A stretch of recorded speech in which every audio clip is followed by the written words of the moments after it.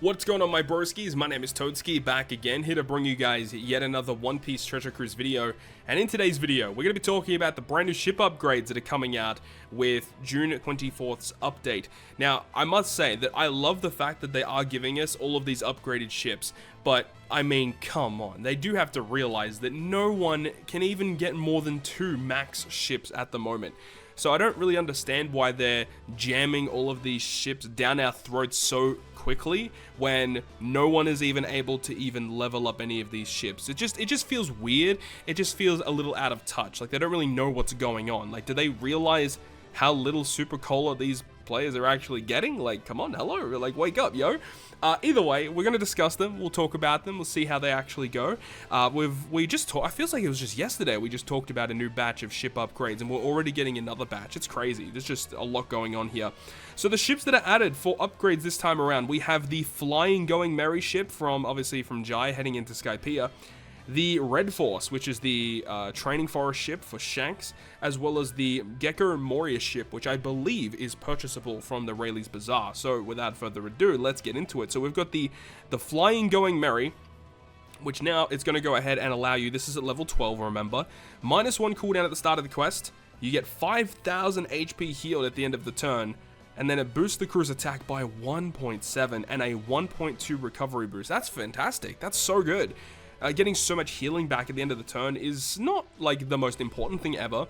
We just talked about the new batch, and those characters are really hell-bent on getting those, getting the recovery back so that you can use those rare recruit specials to get the most out of them. So it's interesting to say the least, you know, and a 1.7 attack boost is very good, especially because it's a rainbow ship.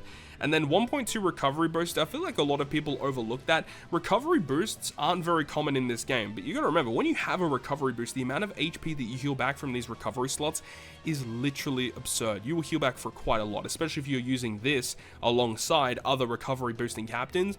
You pick up a recovery slot and heal for like 10k or something like that. It'd be absurd. Either way, it seems okay. Now, as for the special effects through modification, it will reduce despair by 1 turn, which is obviously very good. And then special effect 2 further reduces despair by 2 turns. That is exceptional, dude. That's really strong. Being able to remove an additional 2 turns of despair, and obviously with sockets, you can automatically remove an additional 3. So this ship, you can automatically remove 5 turns of despair no matter what. That is legitimately crazy. Like that, and then if you add like a support, you can remove like 2 to 3 extra turns as well. Like, whew. All right, we're getting into some spicy territory here, I must admit. This is a very good looking ship. It's just the thing, all of these ships look so good. I would love to have all of them ready to go, but it's a problem. We just don't have the facilities to do it. We don't have the resources to do it. If only Super Cola was more accessible, then people would be willing to experiment with all these ships. But at the moment, there's no reason to level up any one specific ship unless you need it for certain pieces of content. And a lot of the time, you just don't. Obviously, Grand Voyage had come out recently, and we know that if you leveled up the Moby Dick, you could build a team that could beat it a bit more efficiently. But obviously, as it's come to light now, that you don't actually even need a maxed out ship either, depending on your team composition, of course, and your investments.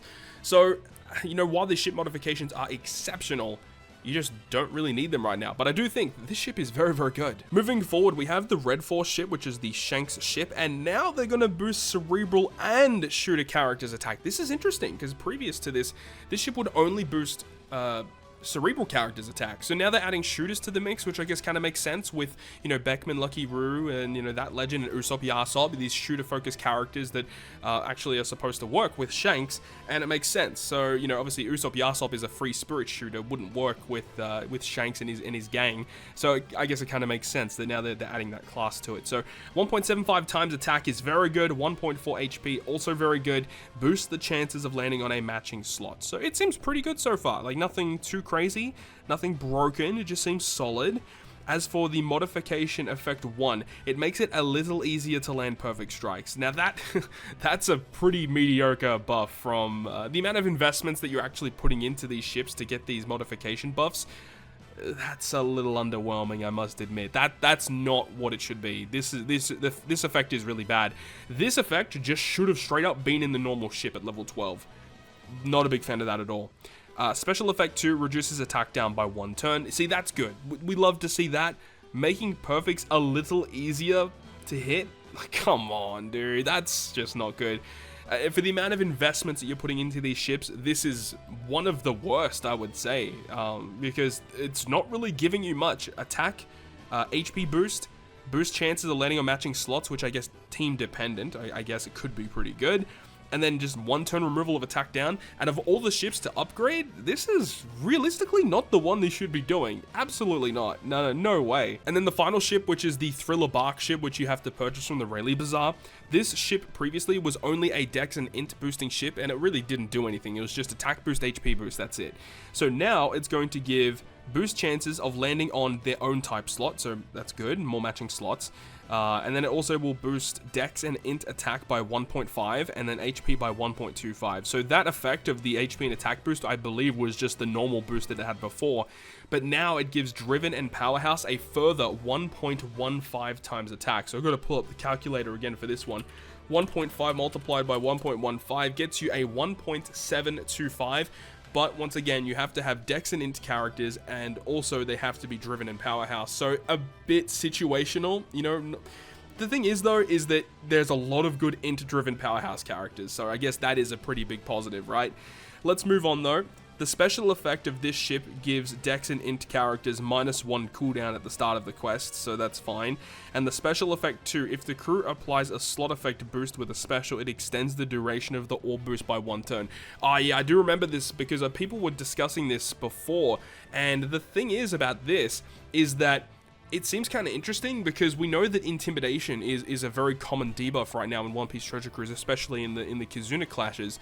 So it'll be interesting to see how this works with Intimidation, because as we know, Intimidation can remove turns of buffs. So if you have an orb boost, hypothetically, that lasts for 1 turn, and the enemy has an Intimidation that removes 1 turn of it, if this ship can extend the duration of your orb boost to 2 turns, and then the Intimidation removes 1 turn, this ship has a lot of potential. It really does, because this can get around certain Intimidation mechanics. So these captain effects and these ship effects that have the ability to extend buff durations normally haven't been very good, but with Intimidation being a thing, they actually might see a bit more play. So I actually kind of like this. I think this is a potentially very valuable ship as it stands right now. When you compare it to every other ship that we have, there are definitely ones that are still a lot better than this ship here. But I think that there is potential, which is really, really good. And unfortunately, that's it. That's all we really have is these 3 new ship upgrades. Obviously, a lot better than what they were previously.